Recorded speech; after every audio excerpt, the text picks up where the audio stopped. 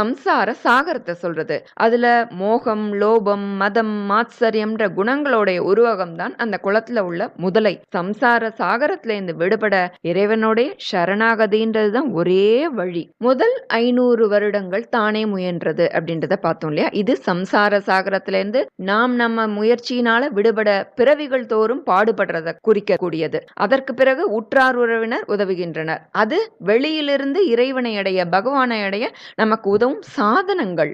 அதுவும் நம்ம இலக்கிற்கு எந்த ஒரு இதுக்கும் அழைச்சின் போல.